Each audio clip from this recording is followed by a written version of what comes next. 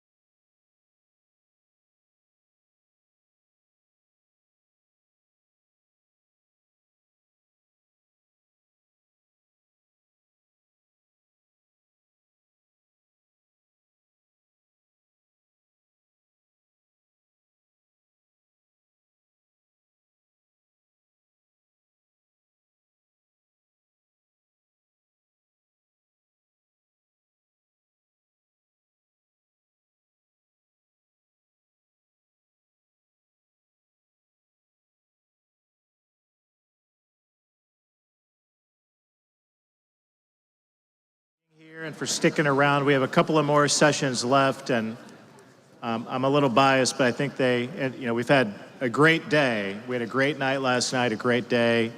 But the next two sessions, I think, are truly the meat of this conference, of a couple of conversations that we want to have about Northeast Indiana and how we seize the moment. And our next guest is a friend of mine. I'm really honored that he would come to Fort Wayne and participate in our conference. Thomas Tull is the co-chairman of TWG Global, an investment firm focusing on AI investments across the defense, sports, and financial services sectors. I was just complaining to him, he's one of the owners of the Pittsburgh Steelers, and our 9-2 or 8-2 Colts lost to the Steelers, so we're not gonna hold that against him.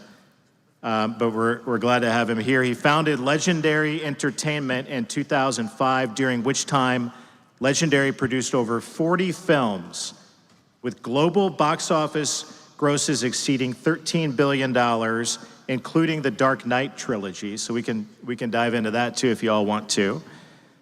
Tull is also the founder and chairman of the United States Innovative Technology Fund, which invests in breakthrough companies advancing quantum computing, AI, cybersecurity, space, and biotech. USIT's portfolio includes leading-edge firms like Anduril and several other AI and companies of the future that are doing big things as well. A longtime advocate for innovation, Tull recently led TWG's joint venture with Palantir in collaboration with xAI to deliver scalable AI solutions for financial institutions, reinforcing TWG's role at the forefront of enterprise AI adoption. Tull is also an active philanthropist, as I said, part owner of the Pittsburgh Steelers and a baseball team that is not well known or liked in Indiana as well, the New York Yankees. Ladies and gentlemen, before I call him to the stage, my friendship with Thomas Tull started, it was really 3 or 4 years ago. You invited me to MIT, and as a hillbilly kid from Columbia City, Indiana, it took me 8 years to graduate Indiana University. Never thought I would step foot on the campus of MIT. But Thomas Tull's idea was to take congressmen and policymakers from Washington, D.C. to meet with experts at MIT to talk about artificial intelligence, autonomy, quantum computing. Because if we are the leading policymakers in our country, we should understand what this is all about. And Thomas, I don't know, thinking back to 4 years ago, how much has changed in that short period of time? And you were onto something then, you're onto something now. I've asked you to come and give us advice to this room of leaders from my part of the state and the country. Ladies and gentlemen, please welcome my friend Thomas Tull to Fort Wayne, Indiana.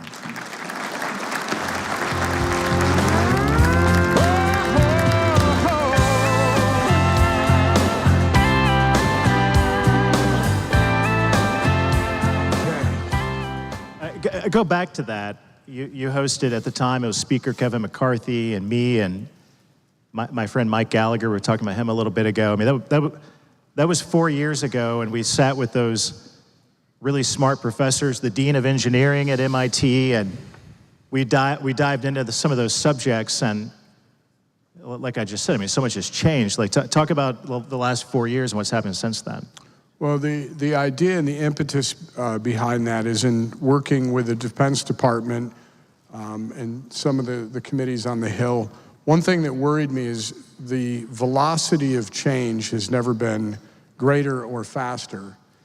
And what worried me a little bit is we talk about innovation, but on the Hill, if you're dealing with incredibly complex issues without having sufficient fluency around them, I thought that can be a problem, and maybe starting some of that engagement with MIT would be helpful.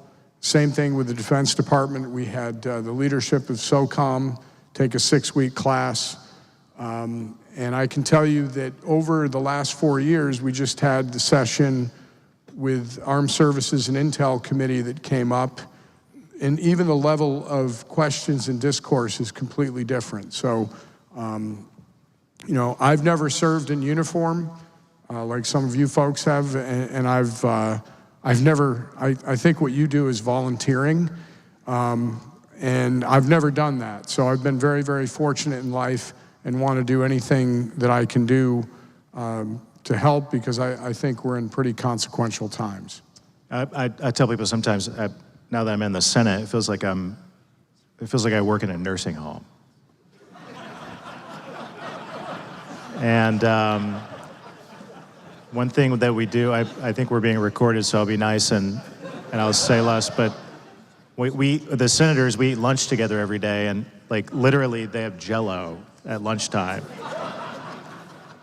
And I wonder how, like, some of this is we're going through generational change when it comes to artificial intelligence and autonomy and some of these subjects. I'm not sure that some of my colleagues who come from a completely different era, like, completely recognize where we are and how fast we're moving. And I wonder how frustrating is that for you? Or do you think we made progress? We made up ground, or is that frustrating for an investor and expert like you? Well, first of all, I have nothing to say about the Senate in terms of nursing home or any of those things. It's an august body that I have tremendous respect for. And in any case, look, I do think there has been change. I think at least many of the members are aware of the problems, and I think have an appropriate sense of urgency. I still think we have a long way to go, but it's definitely different than it was 4 years ago.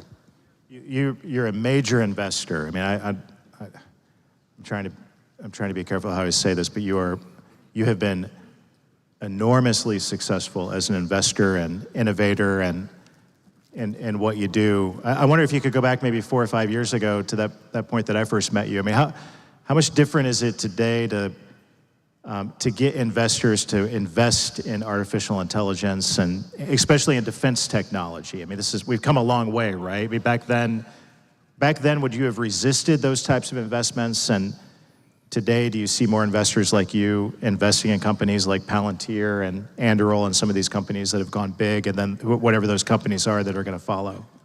Yeah, well, in the last 4 or 5 years, everything has changed. I mean, for a while, I think you had an attitude in Silicon Valley and some of our big tech companies that the Defense Department and government was not to be worked with. And, you know, that always confused me. And I thought it was a very serious mistake. Our country has a rich history in some of our darkest hours of industry, academia, and the government working together when the fight comes to us, and whether you want to fight or not, it shows up. I think that has started to change and pivot. I know Sham, I'm the warm-up act for Sham at Palantir, and I think someday people will appreciate what he and Alex and the team have done to blaze the trail for the last 20 years. Before defense tech was cool, they made a massive difference so that everybody else could follow that path. I do think now you have a lot more, especially venture and seed in defense tech. And one of the things that you want to make sure of is that everybody understands the problem sets and use cases, because what our men and women who are downrange face in terms of the reliability of tech is very different than your pizza being cold because Uber Eats app was glitchy. So understanding those things and knowing that in order for us to continue to lead the world, that American innovation and our capital stack is a massive, massive advantage, and we have to keep keep on top of that and try to help our best companies. But yes, there's a lot more money, and what we do that's a little bit different is we write very large checks for growth into companies like Anduril and Shield AI, et cetera. And we're starting to, I think, have the Defense Department. I know Secretary Hegseth was here earlier, and there's a concerted effort now to make sure that we go faster, which is absolutely vital. I mean, I understand intellectually why the Defense Department had a process that's 50, 60 years old to make sure things are fair. But the way procurement is done around technology does not work with the old model. It just doesn't. And so hopefully we can rapidly adopt. The reason I wanted you to be here, you and I talked maybe a year ago. You and I talked about this on the phone. My dad is a retired factory worker. He worked he retired from a factory here in Fort Wayne called Dana. They made axles for vehicles, and our economy is largely built on the automotive industry. But we are the top manufacturing state in the country per capita. We're down the road in Warsaw, which you're familiar with. Is the orthopedic capital of the world, Biomet, Zimmer, and DePuy. You got the automotive industry, Eli Lilly and pharmaceuticals, and that going on. But a big part of our state is what this is all about here today, the defense industrial base. And the companies like L3Harris that makes the satellites, they're gonna be a part of the Golden Dome, and you got Raytheon and BAE and a lot of other great companies who are represented here, and then on top of that, you have state legislators, you have county commissioners, mayors, and economic development officials. And I think the reason I really wanted you to come here was give us candid advice about how we can build upon the manufacturing base that we have, but with AI and the defense tech jobs of the future, how do we bring them to Indiana? Well, I would say there's a couple of things. The first is that when you look at regulation, permitting, are you a friendly state to do business with, or are you one of the states sort of that is like, well, we could go there, they have a trained workforce, but it's just too hard, because all of us in this room, I'm not going to name any states, but that it's just too hard. And they're seeing a lot of capital flight, they're seeing a lot of talent flight. So I think making sure that you're business friendly and that you're able to move at the speed of innovation is important. Having some access to capital, or at least attracting folks that'll come to Indiana and understand why this is a great place to do business. And then on manufacturing, we're actually one of the companies that I own a piece of, Rebuild, which does high-tech manufacturing, and its entire mission is the United States needs to understand how to make things again, complex things, in aerospace and other industries, and not outsource those things because we can put ourselves in a perilous position. We chose Indiana for a plant that we have here. You have some great universities here. So I think it's access to capital, and that doesn't mean free stuff from the state, right? But it's can you attract professional and institutional capital, and then are you a friendly place to do business, and then what does your workforce look like? Is one of the things that has always impressed me about Senator Banks is an understanding that things are changing. Whether you agree with artificial intelligence, whether you agree with robotics, changes that are happening in space, they're happening. And whether the United States wants to participate or not is irrelevant. These are the things that we need to be competitive in, and it's going to have a massive impact on our workforce. So your workforce can either be digitally fluent, and part of that, and also we need electricians, we need carpenters, we need people who can weld. So how do you coalesce around that ecosystem? Those are some of the things I would think about when you're making your checklist about where to set up shop. And you've already made that decision to invest in Indiana. So you've seen that firsthand. I think we have a lot going for us, and a lot of that is represented in the room. I'm going to turn this over to the audience. So if you have a question, raise your hand, and the guys will come to you. But as they're doing that, Thomas, can you talk more about China? Talk about the threats that we face with China. Where are they beating us? Where do we have to make up for it? what are we doing well, what are we not doing well, and what's your advice for me as a new senator on that front? Well, I think it's first to be clear-eyed. And look, if I had a magic wand, I would certainly, as a father, rather that we were buddies with China and we cure cancer together and do all kinds of things to better humanity. That is not what I woke up to this morning.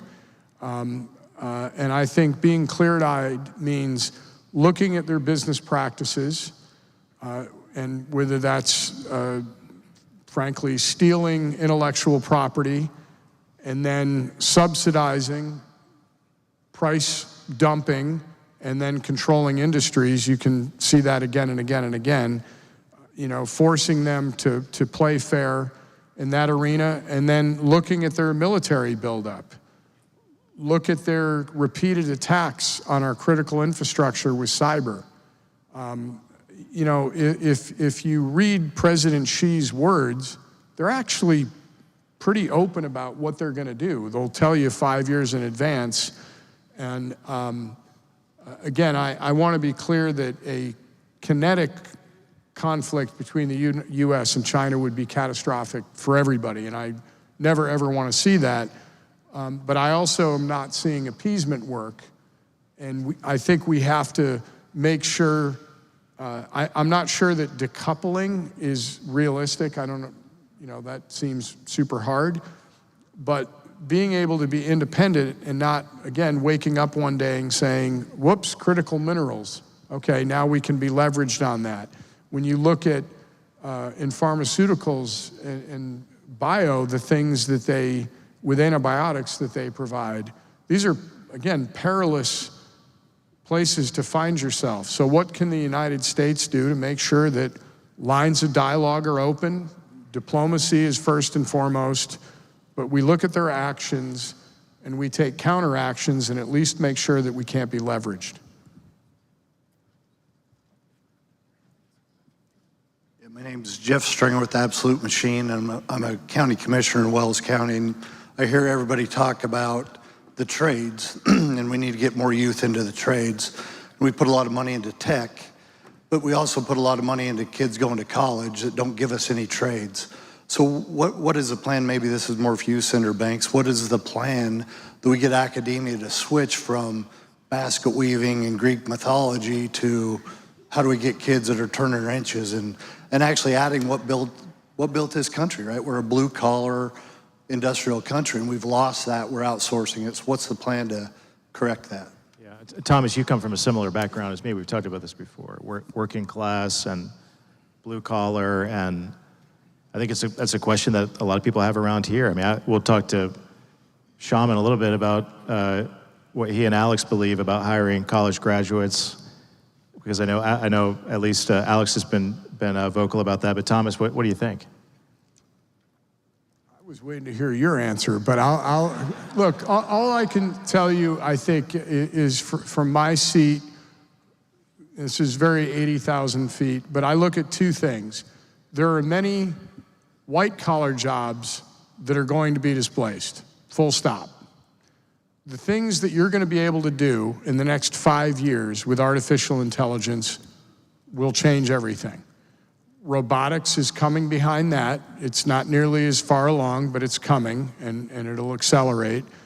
And, you know, to your point about people that know how to do stuff, the pipe is broken and someone comes in and it's no longer broken, you know, that is the second category that we need.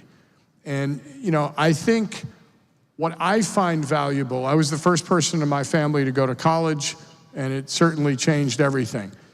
Being educated, intellectually curious about the world, well-read, and being able to contextualize problems, I think is always valuable. I think you raise a very important point about today's tuitions. What is the return on investment versus saying, look, if I can weld, you know, I have a living and I have something that's a valuable skill, and trying to find that right mix between the trades, people that go to technical schools like MIT or Carnegie Mellon or Purdue, or we're in Indiana, right? Or Indiana for sure. You know, and trying to sort out what all that looks like and not one size fits all. But the reason I will never be an elected official, that would be the demise. But, you know, I leave that to folks like Senator Banks, who are much more astute than I am on this. Commissioner, one thing that we did in the big, beautiful bill was provide Pell Grant flexibility. So a Pell Grant doesn't have to go toward a 4-year college degree. It can go toward someone taking a course or getting a certificate in a program. And I think that's something President Trump really fought for, and a lot of us thought that made a lot of sense. There were a lot of colleges in the state who reached out and they felt threatened by that, but it'll be the colleges in Indiana that adapt to that and provide more of those certificate-type programs that I think will seize the day and solve that problem in a big way. Who's next? Can you talk about, before that, can you talk more, Thomas, about your forecast of what AI is going to do to, I mean, you hear a lot of doom and gloom stories about the jobs that are going to be wiped out, but when it comes to Fort Wayne, Indiana, and the manufacturing base, I mean, what's your prediction? Well, I think you're going to see, anytime that there's an upheaval, you see opportunities and you see challenges. The opportunities are that if you understand how to use artificial intelligence and it enhances your productivity in many jobs, you know, where you're part of what we have at Guggenheim is a division that runs a fixed income product. And there's a lot of people that work there. You can imagine a day when a smaller group with 1,000 bots is able to be incredibly productive. But some jobs are going to be lost, for sure, and we're going to have to come up with smart policies around that. I also think that there are many jobs where your job is to dispense information, organize things that may no longer be available or be desirable for a business, because large language models will do it in a much more efficient manner. I think personally, if I had to make a list of the top 10 problems the United States is going to face over the next 20 years, truly understanding the migration of workforce and what the workforce changes are going to be would certainly make my list. Sir, thank you. My name is James Kopp. So my question is, of all of the things that we've talked about over the last couple of days, drone swarms, hypersonics, AI, from your perspective, quantum computing, you name it, from your perspective, what is the single biggest change agent, something that will cause a revolution in military affairs? Understanding that these are all systems that will work together, but what do you see as the single biggest change agent as we move forward, over the next, say, 50 years? If I could blend two things and cheat the answer a little bit, it would be automation, because sending up in the air, on the ground, underwater, unmanned vehicles and weapons changes the calculus, I think, tremendously. The second thing is artificial intelligence, and someday the ability to have massive compute with quantum computing, and the ability to make real-time battlefield decisions with precision and like a flock of birds, everything turning at the same time in unison, being able to coordinate an attack or defense that includes cyber, space, all three of those domains in a coordinated fashion is going to look very different from what we saw at Desert Storm or many other examples. So those two things together, the intelligence to deploy unmanned and be incredibly precise, and the moral decision-making that goes with both directions. That one is, well, I can send up a drone, there's nobody in it, if it crashes, and then the other side is the kill chain of At what point are you going to say there's got to be a human in the loop when things are moving so quickly? How are you going to do that? You're going to have to turn over the ability to dispense violence and kill human beings to an algorithm. So those are the things that I would think about. Anybody else? Phil Smith, you want to talk about what's going on at Crane and... No, but give an abbreviated version of what everyone else in the crowd heard, and so that Thomas can hear a little bit more about what you guys are doing.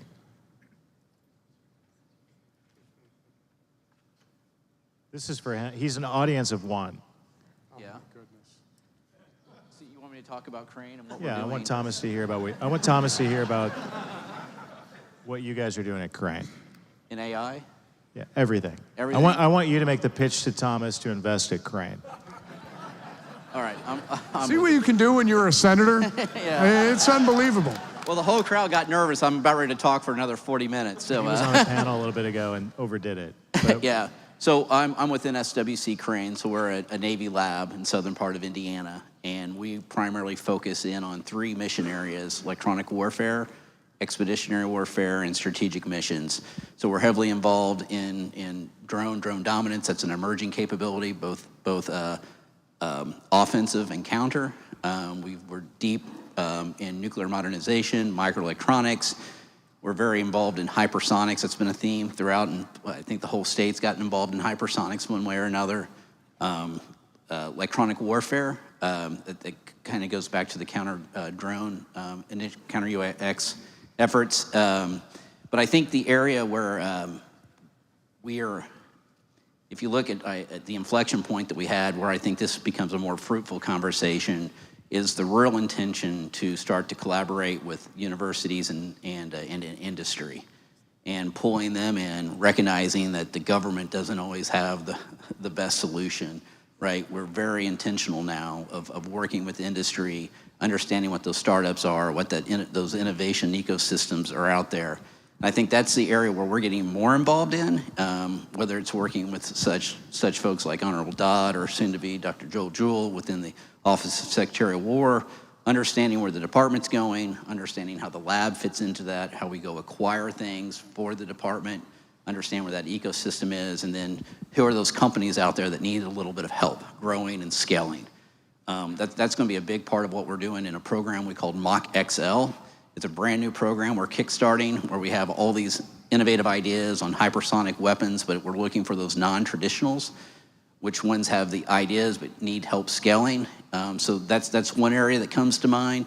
I think the drone effort that we're about ready, that's all about, I won't say it's not about the technologies or the capabilities, it's about growing and scaling the industrial base to manufacture, right? So we're looking to surge a bunch of resources into that capability so we can help these companies that have these fantastic ideas and scale them, so we can now give every soldier a drone to go into battle, a Class 1 drone, a one-way drone. So those are the areas. I'll take it from there. Okay, So, yeah. I think, Thomas, what we have in Indiana, because of Crane and the industrial base, is an ecosystem. We want to become the next Huntsville. And we had a panel about that a little bit ago. And I think, candidly, what we do a poor job at is making that case to major investors like you on how to get there. And we appreciate you've already given us some good advice, but any other advice on how to get there is much appreciated. Yeah, I mean, besides setting the right conditions that I already kind of talked about, there are some emerging things. When you talk about drones, the United States led innovation on drones, and then we let the Chinese kind of take that over. We're going to need to be able to build drones at scale, and that's something that I'm taking a hard look at. Having platforms that make sense, that can do things that are competitive with China's drones in that $2,000 price range. Our drones are way too expensive right now and need better capability. That's something I'd take a strong look at. And with the Raytheons and L3 Harris and others here, one thing that I'm spending a lot of time on, when you think about drone defeat, direct energy weapons to me and the ability to use direct energy to knock drones or swarms of drones down is a capability that I'd love to see us have. Because it's, you know, shooting drones down with either expensive missiles or waiting until they're so close that it's, you know, there's damage that's going to happen. I think we're watching and learning a lot in the Ukraine about what the future of warfare looks like, how innovative they're having to be making drones in their garage that, so to speak, that do tremendous damage.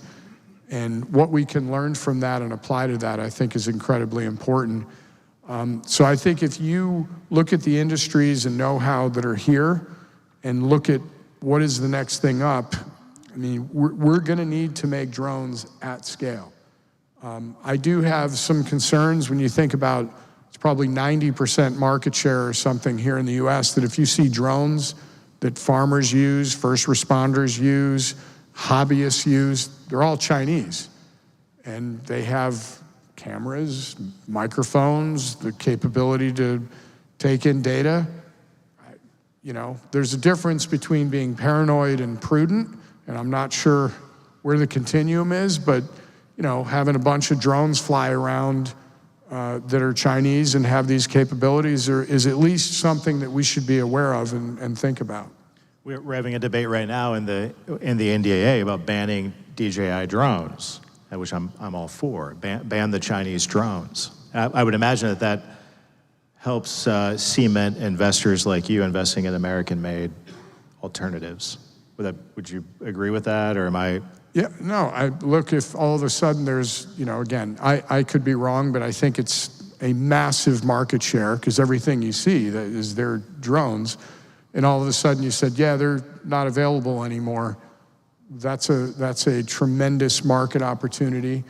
And I think having an off-ramp so that a farmer that says, hey, I spent $15,000 on drones to oversee my crops and help, you're telling me I've got to throw those away, what kind of onboarding?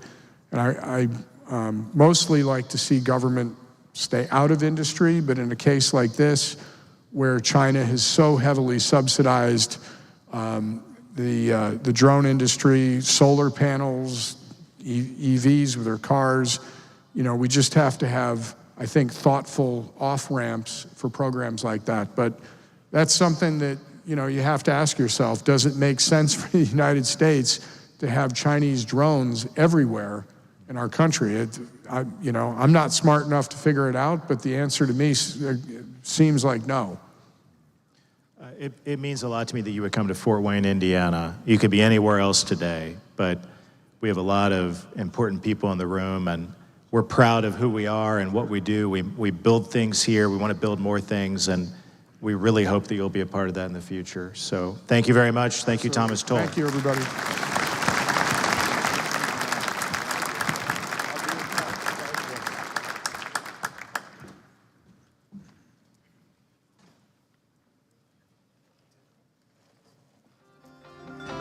I was raced off of Route 3, out past where the blacktop ends.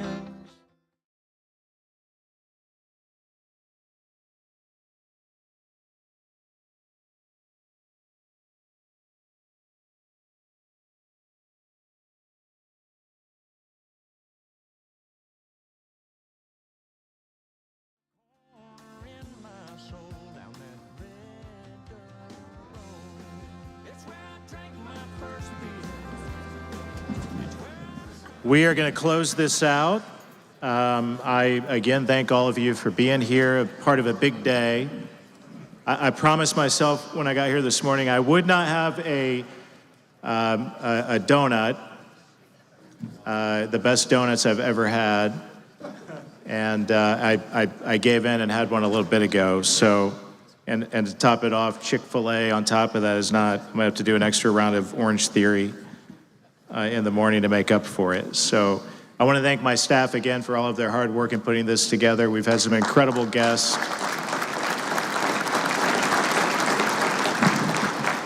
And the conversations like the one that we just had are really what this summit is all about, the fourth year in a row of bringing together investors and policymakers and economic development officials, political leaders, and having this conversation in the room about how we can build upon it. And I think we've had a very successful day. So I'm proud to introduce someone else to close this out who is a leading voice in our nation for defense reform and for bringing back our industrial base.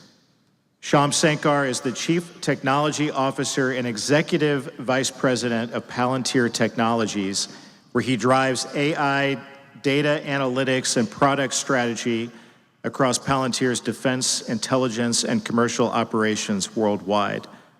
Joining Palantir as one of its earliest team members, he helped shape the company's engineering and operational vision, positioning Palantir as a global leader in data-driven operations. Sankar is the author of an upcoming book, March 17th.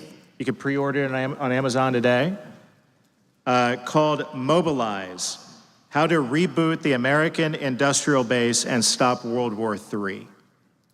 He is also the lead author of First Breakfast on Substack, calling for urgent defense reform and restoring defense production. Sankar also serves as chairman of the biotechnology company, Ginkgo Bioworks.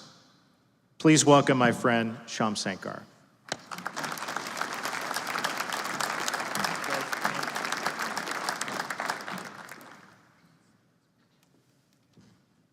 I have so many questions that are off script, but I wonder if we can maybe start with the Secretary of the Navy this morning talking about shipbuilding and artificial intelligence and what I think is what Palantir already offers that's revolutionary, but talk about how artificial intelligence is going to change shipbuilding and maybe a lot of the companies that are represented in the room, whether they build satellites or Humvees or sonobuoys and down the road in Columbia City, but especially with shipbuilding. How revolutionary is this?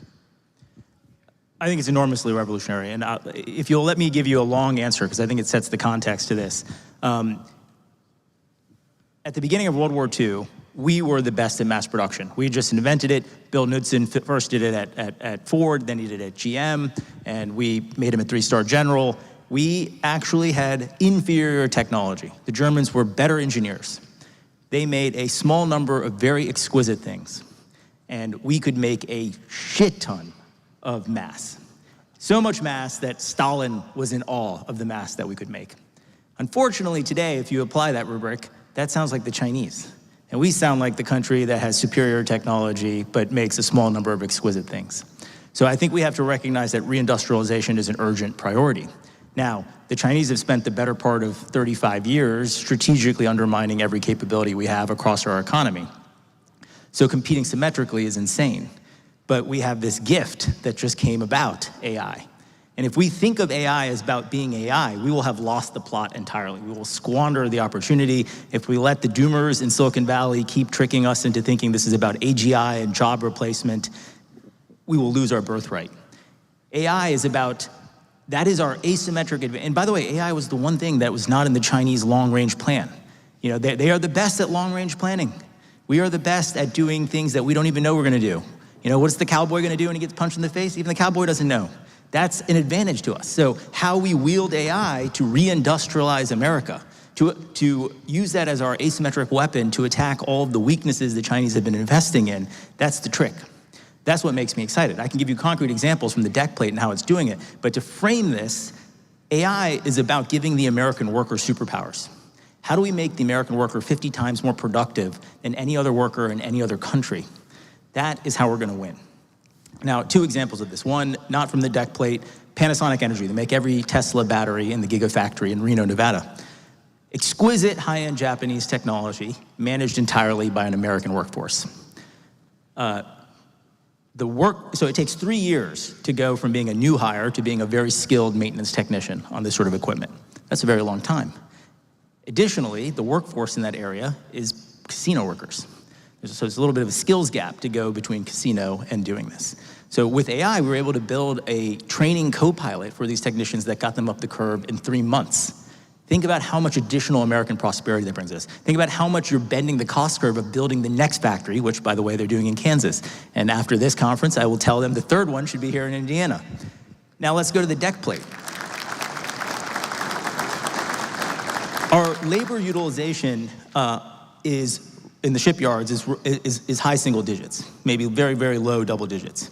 What that really means is that most of the time the workers are sitting around waiting for the ability to do the work. The parts are not available. Someone else is doing work on the asset. That means you can't do your work. All of this comes down to coordination and planning. So this is exactly something AI is very skilled at doing. One shipyard we're working at, there's a change order that comes in. The change order is a 150-page PDF. The foreman has to stop doing their work and literally spend 4 hours reading this, bleeding from his eyeballs, trying to figure out, because of this change order, how do I replan my work? What work should I not do? What work can I do? You know, how does this translate to the people who are now going to start doing the work? In that time, no one's doing any work. You know, with AI, you can actually analyze the change order in a minute, and you get all that time back to go do work. So in the first 100 days of work that we were doing with one of the submarine industrial-based suppliers, we actually enabled them to get 1,850 days of production days done. You know, this is a way in which it almost seems like alchemy. How is this possible? Because it turns out that most of the dead weight loss in the system is coordination problems. That's what we should be giving to the AI. And that then enables our workers to do the thing that they are uniquely skilled at doing. And if I can go on for a third point, I think, and Secretary Phelan said it, but AI is going to make the blue-collar worker substantially more valuable. It levers up human taste. If you think about a lot of the targeting work that happened in recent operations at CENTCOM, it was done by an AI agent that a single, now lieutenant colonel, wrote, who, prior police officer, joined the service late in his life, not a formally trained computer scientist. He's just a really good fires officer. He has incredible doctrine, and he was able to encode all of that in the agent. So that's one example of this. But then if you go to many of the commercial companies we work with, these commercial CEOs ask me like, hey, I need more Palantir experts. Where do I get them? They want the answer to be something like, go to the consultants, go to the Accentures and the PwCs or whoever. And sure, they have great talent, but the really exceptional people, they're actually the blue-collar autodidact. They're the people who work in your company today, who deeply understand your business, have real insight, and then have kind of taught themselves how to do these things. Well, how do we lean into that last little mile there? How do we go teach them how to do those things? And I think that's going to lead to a real revolution in our economy and American prosperity. Okay, talk about, the commissioner asked this question a little bit ago, and Alex Karp, your colleague, has been outspoken lately about hiring non-college graduates to fill jobs at Palantir. And can unpack what he means by that and what that means for a region like Northeast Indiana? Well, there's a couple levels to it. So first, we started something called the Meritocracy Fellowship. For graduating high school seniors, they can apply for the fellowship. If they get in, they have some pre-existing interest in technology. In this case, we're looking for people who would have been computer scientists otherwise. We bring them on, assuming that they're going to figure out the technical skills on the job. But what the fellowship does then is it pushes in on the evenings and on the weekends, it pushes in a broad kind of Western Civ education. We bring in philosophy professors. We make sure you read the great books. We give you all the things that you're not going to learn outside of the context of doing the work, because the same sort of thinking that teaches you how to build a nuclear bomb is not the same sort of thinking that tells you the ideas of when you should use it or how you should govern it. These are two different things, and we need people who can do both, really. So the Meritocracy Fellowship is just a way for people to say, I want to opt out of school. Maybe 4 years, I'm going to be damaged goods, and there's another path for me. Now, for these Meritocracy Fellows, some of them will get full-time jobs to work with us. Others, they'll get a credential. It's essentially a Palantir credential, which I think is more valuable than an Ivy League credential now. And then there will be a raft of other startups or defense tech companies who want to hire them. And maybe yet others may decide, in fact, I do need college and I want to go back. That's their choice. There's a variant of this, which actually predates the Meritocracy Fellowship, which is the American Tech Fellowship, which I was alluding to, We're in our second cohort now. They're just about to graduate. They're doing their capstone courses where we recruit blue-collar workers all across the US. We put them through 6 weeks of training on how to build AI applications, try to make them more valuable for their existing employees or employers. We might hire them to be actually full-time Palantir employees working with our customers, but they also get a credential. This program has been so successful that many of our customers have started their own internal version of this. Like Lear, a seat manufacturer and auto manufacturer with 300 plants around the world based in Detroit, they've started this internally to how do they create more mobility for their existing workforce to take on new skills and transform themselves. So I think we should create more competitive options to college. I fully agree with this. I think there's the principal issue, in my opinion, not that anyone asked me, but for the trades is that we need to make the trades more elite as a brand. You know, there's this sense that people still have that if I don't go to college, I'm somehow less, and that the degree gives them some element of prestige. That's why you can think about my American Tech Fellowship as a vocational approach that is kind of cheating, in air quotes, by using an elite brand like Palantir. I'm saying this is an elite thing to go do. And I think if we reconceive the problems with that lens, we could solve it. You know, in my reserve capacity, one of the things I'm kind of lobbying for is changing the name of the ASVAB. And it has a bad brand to it. We should link arms with this is the Armed Services Vocational Assessment Battery.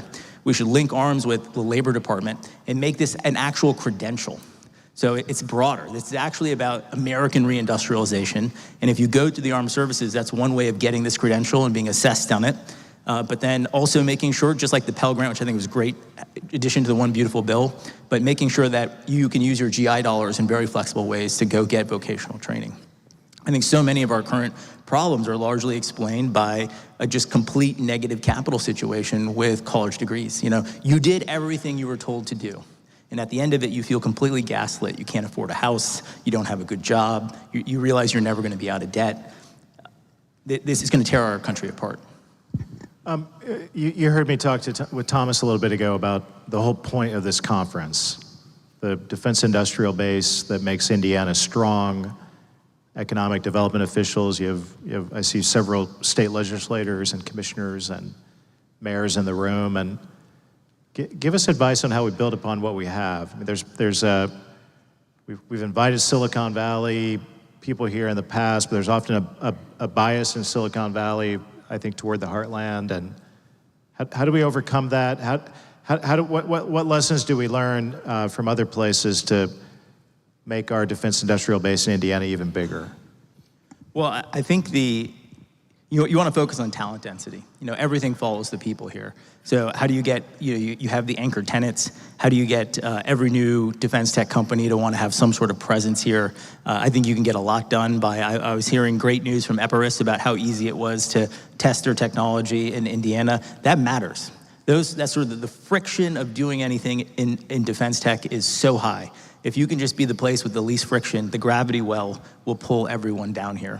And I think being really strategic about that and integrating all the disparate authorities that you kind of end up needing to do this will be very helpful. You obviously already have an incredible center of mass with Crane. I would just keep leaning into that. Make it easy for companies to get started here, to do their testing, do their development, do their manufacturing here. And then you kind of develop an insurmountable lead. I would say that there was a period of time where people were like, we could do tech anywhere. Let's leave, especially around COVID. Let's leave San Francisco. But then you can see right now, like, where is every AI lab? The frontier AI labs are all within 50 miles of San Francisco. That gravity well of the talent density ends up being quite sticky.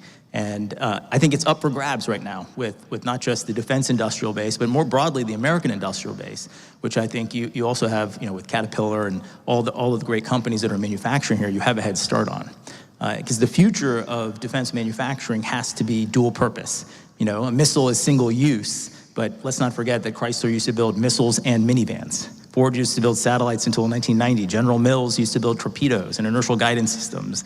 And if you're going to want to get the quantity we're talking about with the decreasing cost curves, you need commercial. You go back to Secretary Phelan's comments on this facility is 109 years old. When are you going to pay me to replace it or whatever? All of this is a function of having this sort of monopsonous customer. You only have one customer, it's the government. It leads to all sorts of bad behaviors. You want the the commercial business to be able to subsidize the R&D and the cost productivity of the defense business. You want every commercial purchase to subsidize our national security. And I think the next generation of companies understand that. I want to turn it over to the crowd here in a moment. Where's Dominic with the microphone in the back? If you have a question, please raise your hand. And while they're looking for some good questions, you talked about joining the reserves in the Army. You're incredibly, you're like one of the first guys at Palantir. You're incredibly successful. Why in the world would you want to do that at this point in your life? There's no greater honor, really. I mean, I feel like maybe at 23, I was a pretty undifferentiated recruit to the Army, so to speak, if I had joined then. But I think at 43, after 20 years of building Palantir, after making a huge number of mistakes, hopefully the Army can stand on the shoulder of those mistakes and go much faster. And I think more broadly, I view it as a way, as kind of, I did it with 3 other folks, one of them who's the former chief research officer of OpenAI, who basically invented ChatGPT, the current chief product officer of OpenAI, and the CTO of Meta, of Facebook. And I think it's a broader statement that America's top CTOs are putting on the cloth of the nation and willing to serve. And certainly that's a statement that didn't go unnoticed in Silicon Valley. 1,000 top technologists reached out to the 4 of us and said, first of all, that's really cool. And secondly, how can I do that too? I think that would be unimaginable 5 years ago to the conversations that we've been having here. But I also think we have unique, the sort of things you learn tested in the brutality of the commercial markets. Those are true things you can really build on. You're not happy with how DISA is performing? Well, I bet Andrew Bosworth has an opinion on that, running some of the largest networks around the world at Meta. It's not because DISA is bad, but there's all this commercial stimulus that you have that we're kind of throwing away. Maybe the succinct way of saying it is the Chinese make civil military fusion a requirement. We make voluntary civil military fusion impossible. Without this direct commissioning approach, there was literally no way for us to have any meaningful impact. And people always want to say, well, you could SGE, you could do this, you could do that. It's not the same thing. It's not the same thing as when you put on the cloth of the nation. I appreciate your service. Dominic? Anybody? Good questions? Tom Kelly, are you a Palantir investor? All right. Yes, ma'am. Hi, everyone. I'm Lynn Miller. I work at Raytheon, but the other side of my hat is I'm part of NIDIA, Northeast Indiana Defense Industry Association. I wanted to kind of do a shameless pitch for that, to have everybody be members of NIDIA, because we tie together large companies, small companies, industry, universities, all part of it, trying to grow the defense industry in this region.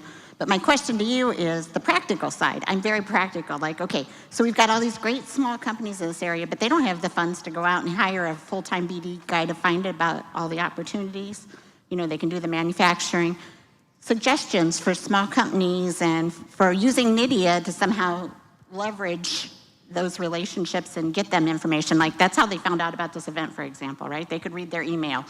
Here's a notice about an event. So what can we do? How can we help? Well, I'd say one part. So with small companies, there's always a question of, is this a small company that wants to remain small? Is this a small company that has the ambition of having hyper growth? And so when you think about Avarta, when you think about Epirus, these are companies that are they're raising capital. They have to prove to private investors that their idea is good enough. But more than that, they have to prove that their founding team has like the magic of being bet on to try to build something hyperscale. So that's one category. And I think in some sense, that should be hard. That's the selection bias of it all. That if you can't do that, you're probably not going to succeed to become hyperscale. On the other end of this, there's like the beating heart are small, medium-sized businesses that keep America going. And in that case, I think we can reduce the friction in kind of sales and marketing. How do they get distribution? So you have the skills in manufacturing, and it's how do we plug you into the supply chain to be a tier-down supplier to the parts that are needed? And the people who are most likely to adopt that, I think the big primes, the folks who are kind of wrapped around the parts that are certified and approval, it's going to be too slow. The people who are going to adopt that the most quickly are going to be the new entrants. So how do you get the new entrants to realize who they can be partnering with to accelerate? Because in the end, they only have the primacy of winning. You know, like all of the bullshit that gets involved in big companies doesn't really exist. They just have to deliver as quickly as possible, and they have an enormous amount of demand signal from the department to do that. And every day they wake up saying, if I don't deliver today, I'm dead. And I think that's very healthy. If you look at some examples, like Hadrian, that's building autonomous factories. Their first customers were like SpaceX and Anduril, you know, not the primes. Now the primes are super interested, but if you had sat there and said, I'm going to build a business to serve the primes, you would have died. Matt Henson, I'm a trade compliance practitioner. I've worked more ITAR consent agreements than anybody else in the industry. And consistently what I've seen, fundamental root causes of these consent agreements is generally as a defense industrial base. We can't identify our data, we don't know where it's located, who can access it, who is accessing it, who's transferring or retransferring what data to whom. Can you speak to what Palantir can do from a data security perspective, not just helping us build the products, but also secure the technology that the Chinese are obviously coming after? Well, the system is built with a very rigorous set of, basically you can think about it as metadata that follows your data around. So all of the markings that you'd want on your data, whether it's classification-based, role-based, or kind of health, you have the same issue with hospitals and PHI. You know, you need to be able to have essentially arbitrate itself that then you can do dynamic access control on top of. So we work with the UK industrial base, we work with the Australian industrial base. So I'm sure with AUKUS, that's not too far away.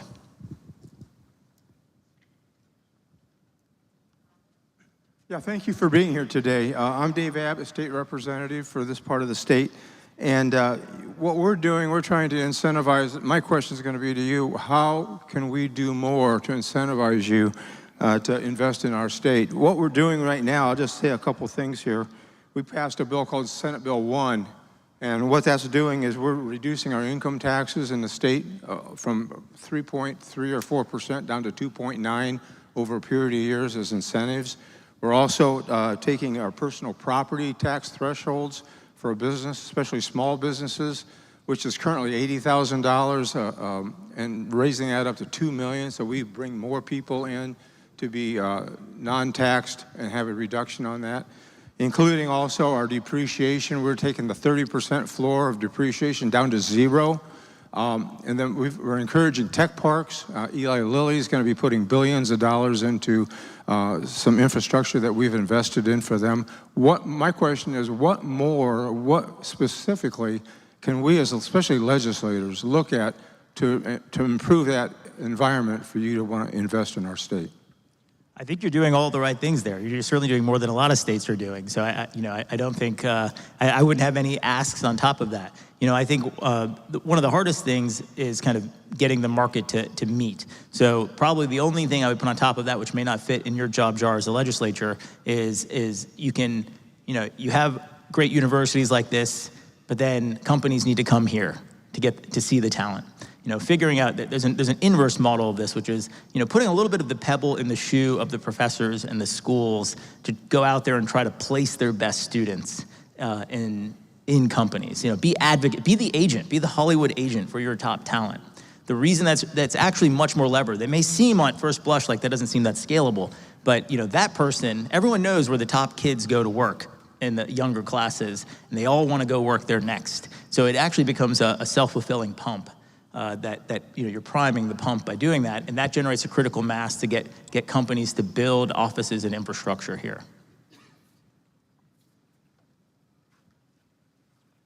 Paul Volosik, L3Harris. Thanks for joining us today. One of the secretaries said earlier, it's like a 1939 moment for the country, and you seem to be a good student of the arsenal of democracy. When I look at 1939, there was a huge demand signal that came from our allies in France and England that really jump-started the World War II industrial base. As you look at the global setting now, what are your thoughts on that demand signal internationally, or if we're going to have to develop it entirely ourselves? Well, we had that demand signal and we squandered it. When the Ukraine war broke out, that should have been, we went through 10 years of 155 production and 10 weeks of fighting. That should have been a 5-alarm fire. And okay, we've started to build more capacity. It's like pretty glacially slow. It's taken us more time to bring this online than it took Knudsen to stand up all of the initial production. How is it possible that this long after World War II that we're slower than we were back then? So I think we like kind of wasted. We squandered huge. We basically took stuff. We got the deterrence strategy wrong. We thought deterrence was our stockpile. The deterrence is your ability to produce the stockpile. So we expended our stockpile, and we realized a lot of this stuff that we gave them was really 1980s, 1990s Cold War era stuff. We also squandered the opportunity to ask in earnest, will any of the things we built in the last 5 years actually meet their moment on a modern battlefield? The lesson from Ukraine on top of that is that it's not the zeroth derivative. It's not what does your weapon system do today, it's how quickly can your weapon system adapt to a changing adversary and what it needs to do tomorrow. We got 0 reps at doing that. So I think partly that's probably a political climate statement. I think I'll give you another incredibly politically incorrect, but I think true diagnosis. At the dawn of World War II, we had a functioning aristocracy. With the exception of Ford, when the president called and said, we're gonna do this, people did it. And when the president called in 38, 39, there was not national consensus. We had a huge isolationist movement. There was not a uniform political consensus that we should be doing any of this stuff. But FDR made the calculus that it would be too risky for the nation to not be prepared. So he moved. I think we would really struggle to do that today. We're too divided. And so I think that's, why do we need to make sure we have affordable housing? Why do we make sure that people aren't wasting time in college if we decide that's gonna be a waste in time? Because we then spend all of our time on these issues that things aren't seeming to work instead of the issues that actually are existential to our survival. Anybody else? Can you give us a teaser on the book? Yes. We spend a lot of time thinking about how to mobilize in the context of our military. But really, of course, as you all know, when a country goes to war, the whole country goes to war.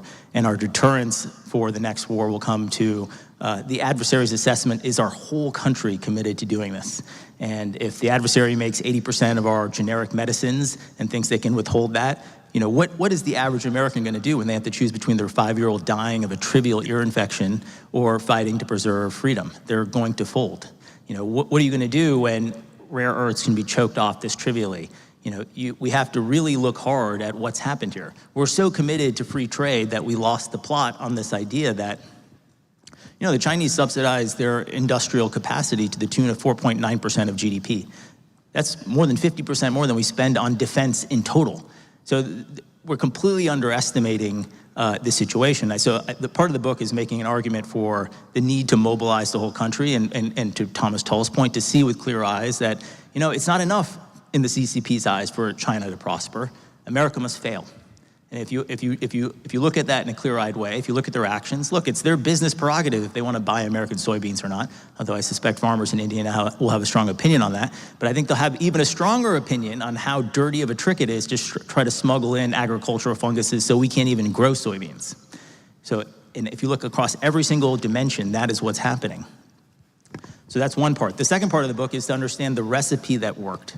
And I'm so glad to see the actions of the current administration to tear down this bureaucratic structure. As I like to say, literally everyone has given up on communism, including the Chinese and the Russians, except for Cuba and the DOD. 5-year centralized plans. That's literally what the FIDIP is. Somehow we believe in centralized planning in the one place that's supposed to defend capitalism. But the recipe is crazy innovators. Whether it's Kelly Johnson or John Boyd or Henry Kaiser or Bill Knudsen, if you look at what actually, Higgins, Phelan told a story from Krolak's perspective. What Krolak's real contribution was that he recognized that Higgins made a really damn good amphibious boat, which he was inspired to build by looking at Chinese bootleggers. And then he said, also I need the front to have a door that drops, which Higgins had not considered. And he thought it was weird, but he did anyways, and obviously it really, really mattered that he did that. But Higgins designed the boat, commercially, at his own expense. The Navy wouldn't let him compete. Then the Navy stole his designs and tried to build their own version of the Higgins boat, which they failed at doing. In the end, they finally bought the damn boat and accounted for 92% of all boats in World War II. But this is exactly what a monopsonist would do. It's not that there were bad people in the Navy, and this idea of not invented here, that's human nature. Every engineer doesn't want to use something they didn't build. Like, anyone who's technical knows that. So the only thing that gets over that is existential threat. It's like, I really don't want to use your thing, but I don't want to die either. So, in those moments, you'll make the right decision. 32 years of running ourselves in peacetime mode after the Last Supper means that we have made a lot of shitty decisions that we feel very good and comfortable about, but present no existential threat. The reason I wrote the 18 Theses, Defense Reformation, about a year ago was I was tired of hearing the word near peer. That is a total cope. Why do we keep saying near peer? So that we can feel like we're still ahead. You know, let's be clear-eyed that we have a peer adversary again. We certainly didn't call the Soviets near peer. You know, and I'm glad to see on this stage today people were saying exactly that. Look how much has changed in just a year. Good afternoon, sir. My name's Sergeant First Class Robert Evans, the Indiana Army National Guard. My question to you is, I agree 100% with focusing the military and civilian production in America. With the pilfering of American technology and in our factories, how do we go about making it so that our factories can produce both civilian and military stuff without that technology being taken and utilized by our enemies? That's a multi-pronged question. The first part of this is, first of all, I'm a reindustrialization maximalist. I don't really believe in friendshoring. I'm happy to have friends, I'm happy to have allies, but you gotta be able to make the thing here yourself. Innovation is a consequence of productivity. If you don't make the thing, you can't innovate on the thing. That is the greatest lie that the elites gave us 30 years ago. We're just sending the low-end work over there. Don't worry, we're still gonna do all the high-end stuff. Well, pretty soon, the person doing the low-end work works their way up the ladder, and you're left with nothing. And since you weren't doing the low-end work, you missed the innovations. The entire AI revolution, this applies even to AI. You know, the attention is all you need paper that Google published in 2017. What motivated them to do that research? They wanted a 3% incremental improvement in the performance of Google Translate. You cannot think of something more banal leading to something more revolutionary. So if you don't produce things, you can't innovate on doing things. And I think we should just own that as a fundamental tenet of the basis of our reindustrialization. And then how do we prevent them from pilfering these things? I think that's actually the real answer, that we have to innovate faster than they do. You can't innovate faster unless you make these things. Then we have to be a little more clear-eyed about what's actually going on here. I'll anonymize an example, but it costs roughly $90,000 a year to train a uniformed service member in a foreign language. A lot of money. And someone joked, but was kind of half serious, why don't we just send them to Beijing for $4,000 a year instead? Of course, everyone laughed, ha ha, they'd be arrested, you couldn't do that, they'd disappear. But then think about the reciprocal. What is Beijing doing to us? Where do they send their students to get educated? So the complete asymmetry in our relationship and our unwillingness to enforce it. It's like TikTok can be here, but Google can't be there, and that's okay, and there's no retribution or retaliation. It just makes us look super, super weak. So I think the first thing is there have to be consequences for pilfering our technology. This is another place that I think our elites really screwed us, because this is the point of not having a functioning aristocracy. It's like, well, I'm making money. I in Wall Street am making money. This is a good trade for me. They don't really even own their businesses anymore, right? They're just professional investors. Maybe the spiciest take I'd give you is data to support this first, then I'll give you the spiciest take. Europe has created exactly 0 companies in the last 50 years worth more than 100 billion euro from scratch. 0. America created all of her trillion-dollar companies in the last 50 years from scratch. What's the difference? Founders. All 50 of those companies, all of those companies in America were started by founders. Europe does not have that culture. They have just these kind of soulless corporations that go on forever, started by families, maybe passed down, maybe they're even family owned, and that's noble and that's great, but they're not able to create new things. 56 people were our founding fathers. We know in America that founders are special. There's a reason we call them the founding fathers. Kelly Johnson was the founder of the U-2, the founder of the SR-71 or the Ox Cart. John Boyd, you could call it, the F-16 would be better called the John Boyd plane. Admiral Rickover, my favorite, who I haven't even gotten to, the founder of the nuclear Navy. And these are singular people. There is a great man theory of history here. How is it that Rickover invented the nuclear submarine in the 50s and it's still one of our last remaining asymmetric advantages? It's truly amazing. And so I think a big part of what's gonna make it work again is recognizing that we need these heretics. By the way, all these people, there's a fun expression I like, which is you gotta, tolerate genius. They're all difficult. People friggin' hated James Boyd. They hated Rickover. They're all very difficult, but they're geniuses. And I think a big part of the last 32 years since the Last Supper is that we lost our tolerance for that genius. And those people just went to other parts of our economy. All those genius assholes are basically in Silicon Valley now. How do we bring them back to work in the national interest? And I think we will look back at Hegseth's speech, Sec War's speech on Friday, as a watershed moment. The same way that I don't know that Les Aspin and Bill Perry knew the consequences of the Last Supper. You know, they just basically like, well, the defense budget's cut and you guys are gonna have to figure it out. I'm sure it was just, you know, a dinner like any other dinner. But it was so consequential. I think we're gonna look back at Sec War's speech on Friday and think this first breakfast, this is the moment that we started undoing the Last Supper. Last question. Hey, Jim Abercrombie. I'm a defense entrepreneur. Shyam, you mentioned a couple different areas, and they've come up throughout these last 2 days, whether it's pharmaceuticals, whether it's rare earth minerals, just the stuff that we need that isn't made here anymore, right? So if you weren't in the chair that you're in, you know, not that one, but the Palantir chair, and you were focused on these opportunities, right, coupled with acquisition reform, you know, where would you start? What advice would you have for guys like me on, here's the areas really where we can make an impact quickly and importantly? Well, I think the Office of Strategic Capital is doing a phenomenal job here, and Secretary Feinberg has brought in incredible business operators to go after this. So I've never been more sanguine that we're going to do this. There's a lot of waterfront to cover, so I don't know that I could pick. I could tell you some that I'm particularly passionate about. Pharmaceuticals is one of them. And I think there's a pretty elegant way to bring pharmaceutical production back to the US, which is to manipulate patent length, to tell pharma companies, everyone wants to focus on generics. I think there's a total loser, there's no margin there. It would require enormous government subsidies to bring that back. Instead, if you focus on patented drugs, and you said, I'm going to extend your patent length to be double whatever your capital cost is to build your factory here, so long as, one, you make your worldwide supply of this drug here in America, and two, within 5 years, you bring all API production for that drug back here as well. You have a guaranteed return on the capital, and since the return is a variable length relative to your recoupment, it doesn't matter what happens with MFN or any other policy change that happen over time. Pharmaceutical companies are basically financial engineering institutions. They're capital allocators.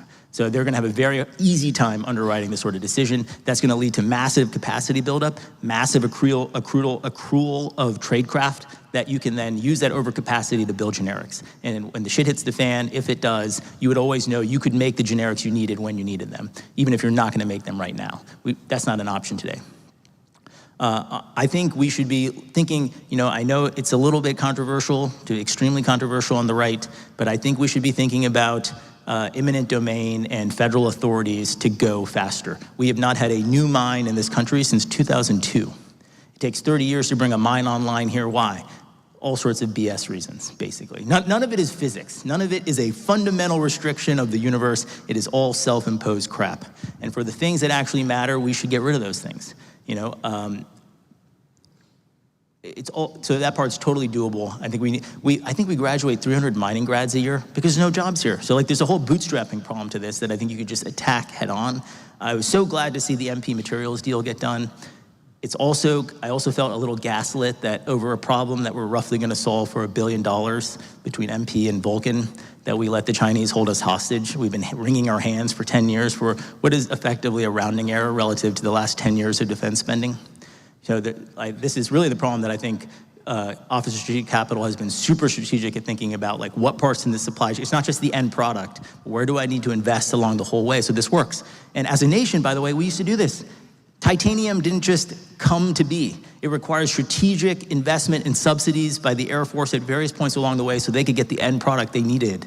You know, we know how to do this. We've just forgotten. We can get it back. Thank you very much. That's a wrap. We appreciate that. I learned a lot. How about all of you? Thank you. Thank you. Somebody came up to me a little bit ago and said they bought Palantir stock at $9 a share and they're holding on to it forever. We appreciate your support. Thank you very much to all of you who joined us. This 4th annual event, bigger and better than ever. It's going to be hard to top next year, but I hope you enjoyed it. I hope you gained something from it. I want to thank my staff once again for all of their hard work, and Purdue Fort Wayne for hosting us, and all of our speakers. It's been a heck of a day, and I'm looking forward to coming back next year and doing it again. Have a good day. God bless.